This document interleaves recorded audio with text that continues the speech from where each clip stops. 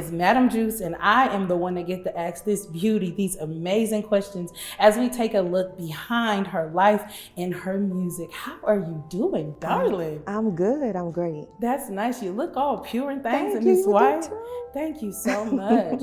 So I want to just get this thing started. I want to say, who is Kayla Joy? Who is Kayla Joy? Tell me a little bit about yourself. That's a weighted question. Yes.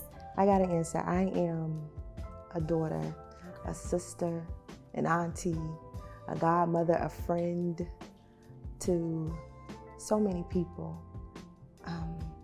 But just a little bit about me. I'm born and raised in Columbia, South Carolina, to baby boomer parents. I got traditional, old-fashioned parents, but they think they hip, they up to par on what's going on in today's time. I am number 4 of 5 children, the baby girl, and my siblings think I'm pretty much spoiled, but I disagree with that.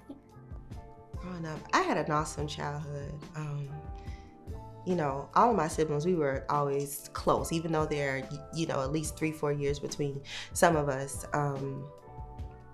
You know, well, actually, my older sister is 15 years older than I am, but we were still all close. We all have a unique relationship. So, you know, growing up in Bluff Estate, some people affectionately call it 48. There are, you know, a lot of different neighborhoods around here, but, you know, I'm extremely proud of where I come from. Contrary to what people could say about the community, there are a lot of success stories. You know, you got politicians, doctors, attorneys, you know, accountants, social workers, you know, entrepreneurs, entertainers that are products of this community and have gone on to be successful. So it's okay to be a product of your environment. You could be a good one or a bad one.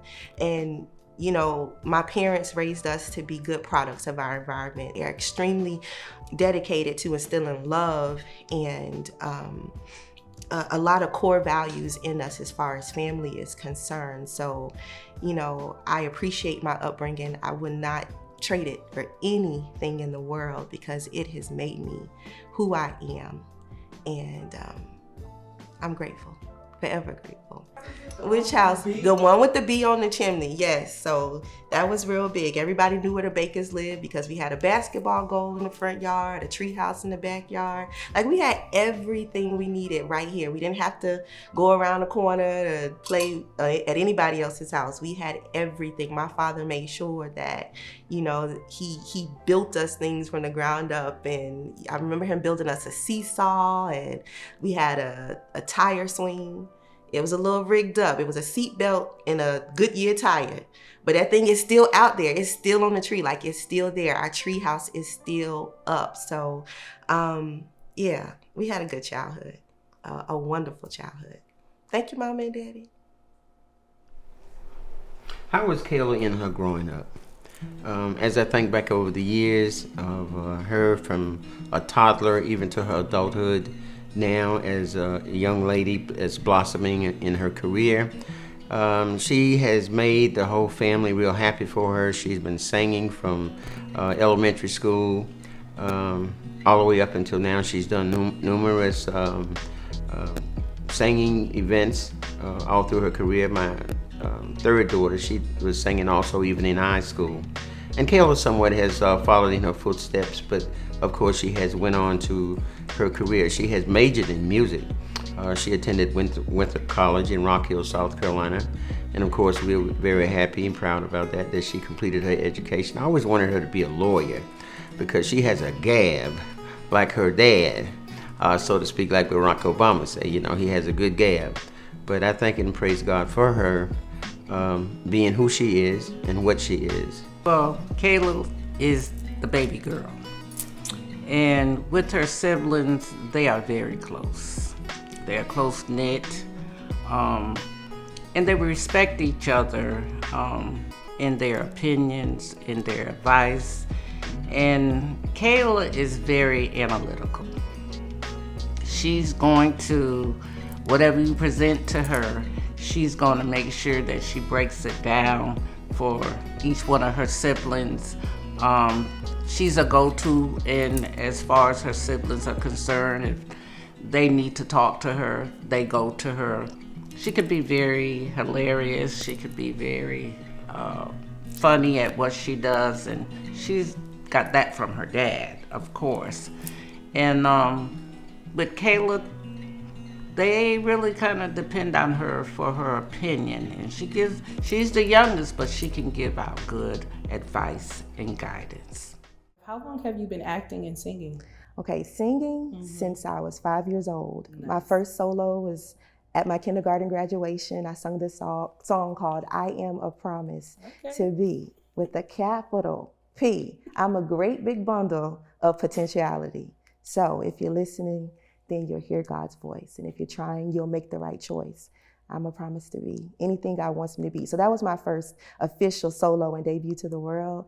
And it was a good moment, because when I look back on it, I never would have thought how pivotal that would have been throughout my entire life, and how it speaks volumes to where I am today. So music has been a driving force ever since I've been young. I grew up in a musical family. My brother plays instruments.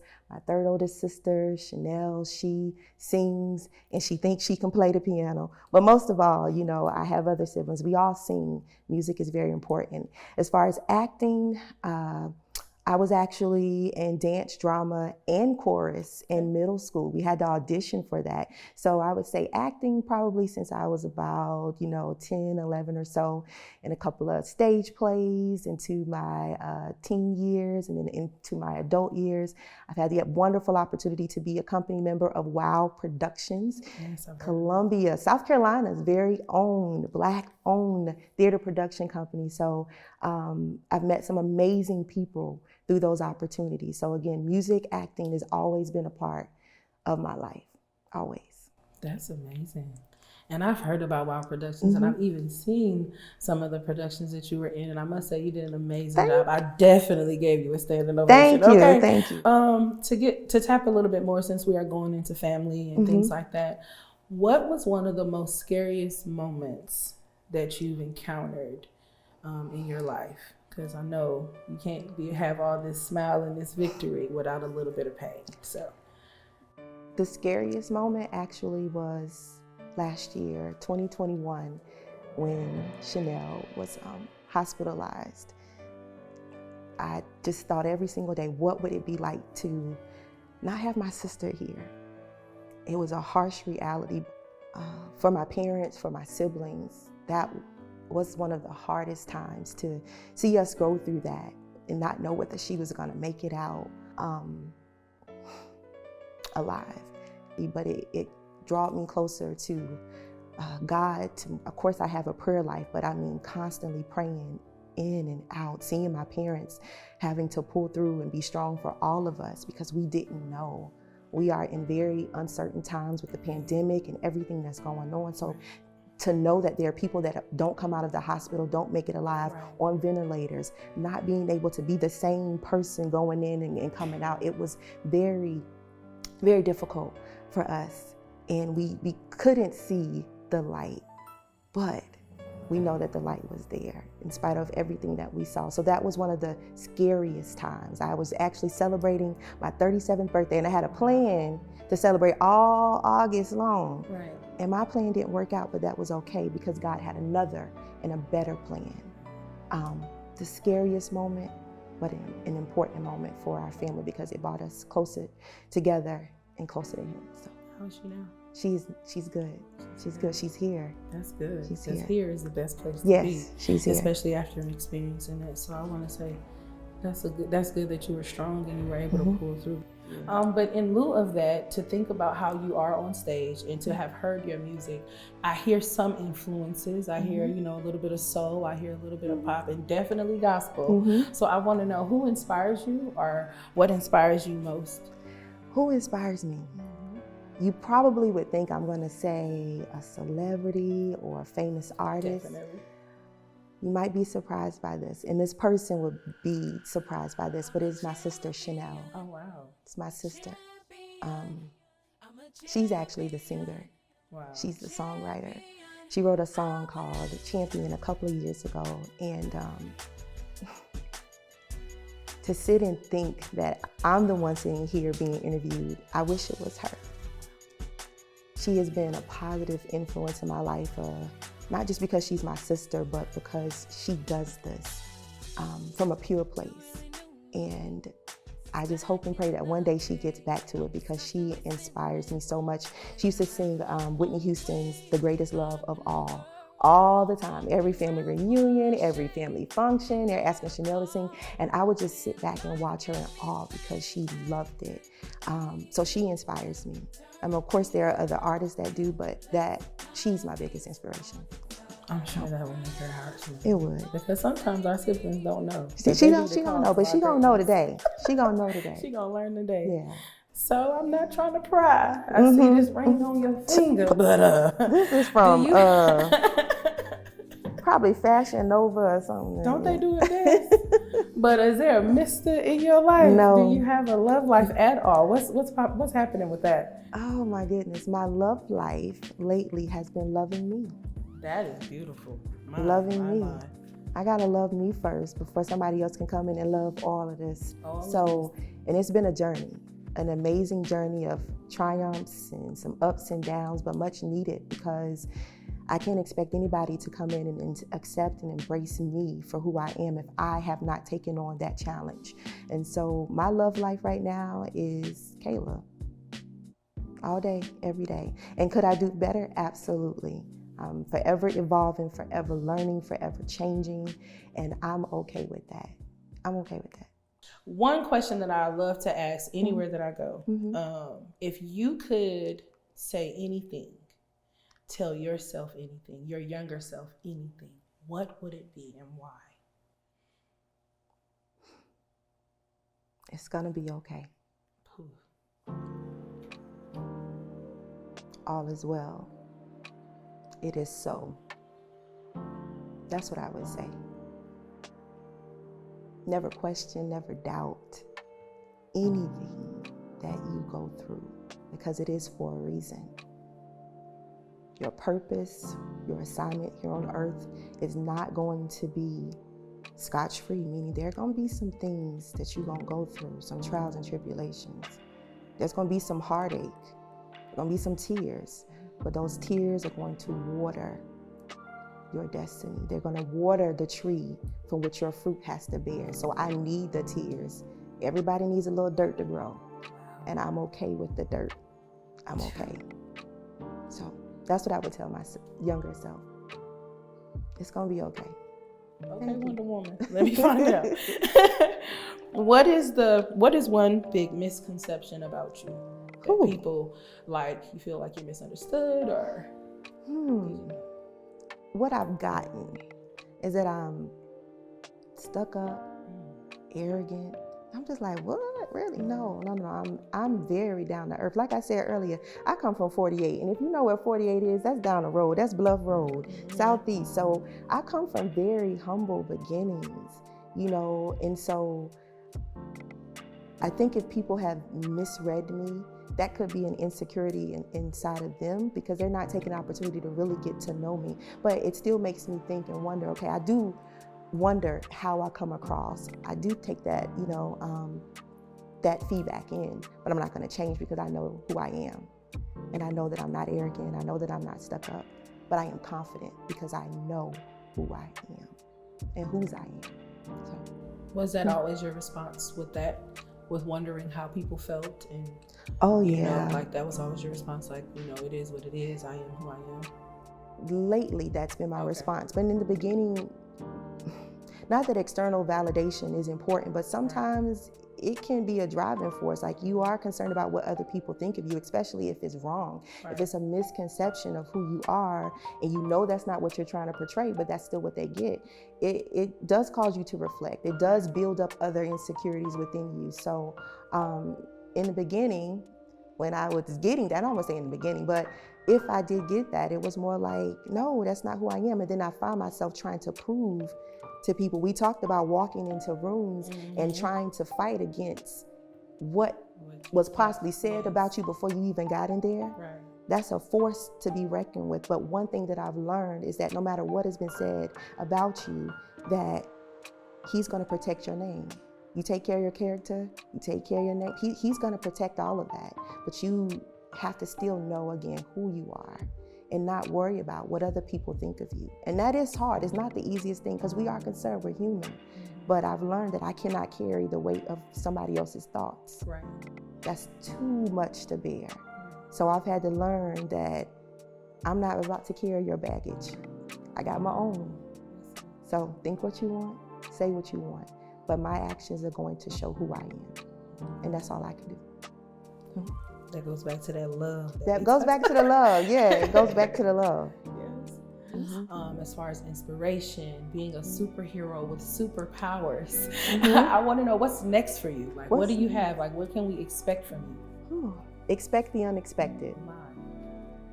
That's what I'm telling myself. Expect the unexpected, but on paper right now, I'm currently working on an album. I think I could safely say that. I think my producer, he's somewhere in the room somewhere, so he's probably looking like, Lord Jesus. But yeah, we're working on an album, and that is slated for next year. But again, you know, things could change. But that is my goal, is to put together an album. And I already have my songs and everything. It's just a matter of going into studio and creating. So. But that's what you can expect musically. There's also something in the works as far as a book is concerned. So, you know, I'm the type of person, I don't like to say things unless I can actually show and there's fruit. So, but I'm gonna put it in the atmosphere today. It's in the atmosphere, so it's gonna happen. But yeah, that's what I'm working. It's really enterprising and building Kayla Joy. You know, it's just not music. There are so many other things under my umbrella that I do, you know. So the sky is the limit, but I'm telling the people out there, expect the unexpected. You know, those that doubted me, that's okay. You need that. You need doubt. You need that level of uncertainty, even if it's someone else projecting that on you, because when I come, I'm coming strong. So keep your doubt. I can tell. Expect the unexpected. Yes, ma'am. We're going to expect the unexpected because you have proven to be resilient. You have proven to be consistent. You have proven to be vigilant. And this is just as a consumer of Kayla Joy. This is just as a person who is honored to even be saying, who are you, Kayla Joy? And I thank you for that. But I concur. I ditto. Yes, ma'am. Tell them to look out because she coming, y'all. She is coming. And you better be prepared. So let's talk about this new single and music video, Heart Attack. Can you give me a little bit more feedback about that? Yes. Yeah, Heart Attack. Goodness, I wrote this song. It has now been probably 8 years. Wow. It's a long time. And what was I going through at that time? Probably some heartbreak, probably. But I remember rolling up in my driveway and I just started singing this song. I don't know where, the lyrics just came. Like I didn't have pen and paper, which I normally don't. I don't sit down and write music, it just comes to me. I have my phone or something to record it. But I just started singing. Got me thinking that I'm never coming back. Loving you is like having a heart attack. Blindfolded and I'm throwing hand grenades. Your love is like a desert and I can't find shade. It was really that easy. Just started singing it. But the song is inspired by, ultimately the music production side is inspired by Michael Jackson's This Place Hotel or Heartbreak Hotel. You know, so that feel, that percussive feel, you got that bass line, you have those sharp, punchy notes. But what you also have is a story. And it tells a story of heartbreak, redemption, and then at the end, love. Like, what is it gonna take for you to love me? I'm doing all this, I'm this person, I'm all of this greatness. What is it gonna take for you to love me? Does the sun have to shine at night? Moon and stars, like, come out at, like, what is it gonna take for you to love me? You know, and so it's asking those questions to that person, or posing those questions to that person. I want you to love me, but you won't. No matter who I am or what I do, it's not good enough. But the real question should be to myself, do I love me? What is it gonna take for me to love me? Right. And what does it feel like loving someone that doesn't love you back? It hurts, it does hurt, but it's an even greater disservice if you don't love yourself. Right. So, Heart Attack, 8 years in the making. I've had the opportunity to work with a wonderful producer Aaron Cornish. He's like my little brother, but he probably don't want me to call him my little brother. He's my brother, you know, and so he's taken my music and taken it to another level. You know, I do play a little, but he takes what I hear here and here, or think here, and what I feel here, and he creates the sound.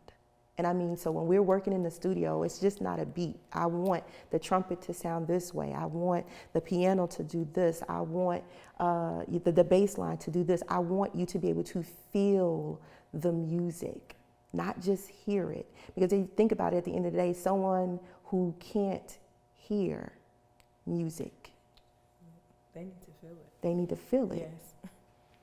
So when I think about music, that's the approach that I take. So with Heart Attack, you not only will hear it, but you'll feel it.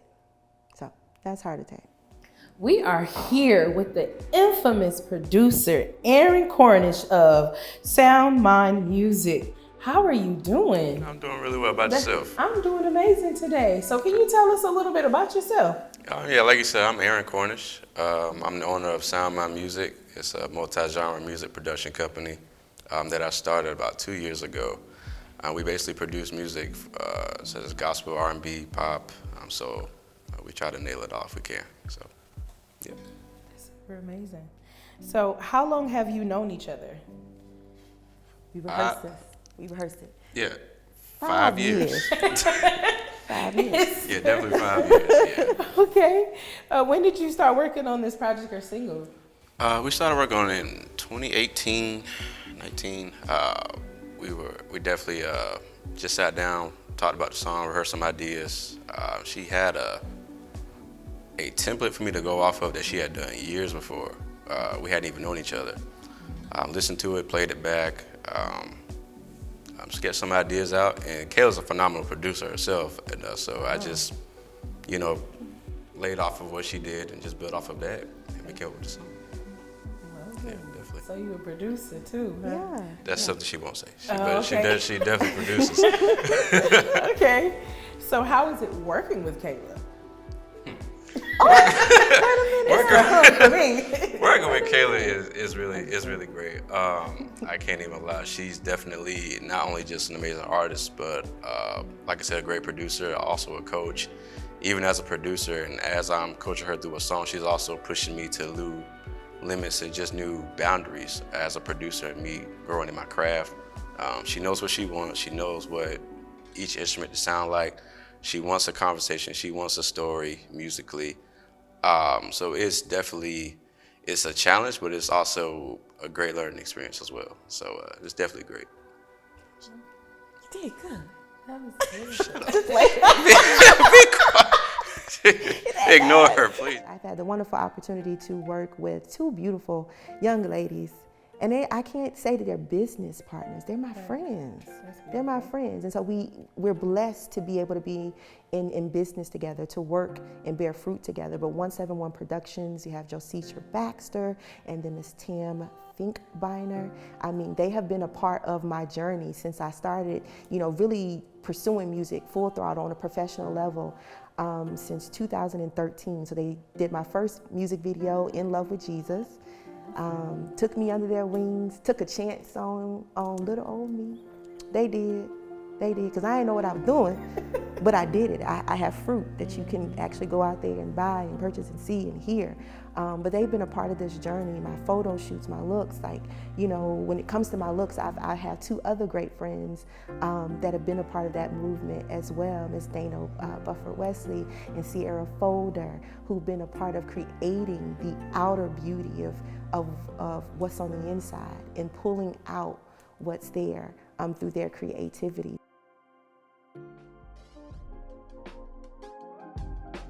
Pretty Minds. Who are we? We are beautiful and creatively dope queens with powerful, pretty minds who inspire ourselves and others through fashion, art, and entertainment. That's what we are. Yeah, I love that. You like that? I love that for us. Okay. We have C with the tea, and I'm not talking about tea drama. I'm talking about tea because she like peppermint tea, turmeric tea. If you're sick, this girl is gonna fix you some honey. Make you put brown sugar or just honey. Just honey. Just honey. Your lemons, fresh. Yes. All that, ginger. I got you. And I mean, of course, Miss Wardrobe, So Dope, 528 Styles, Yes. is behind the scenes in a lot of our looks, not just for the music video, but a lot of things that I personally do, things that photo shoots you've had. You know, you are the creative mind and process behind how we look, you know, making sure everything is to the T. It's Dana B. Yes. So we're excited. So you're going to see Pretty Minds come together in a beautiful way, in a pretty way.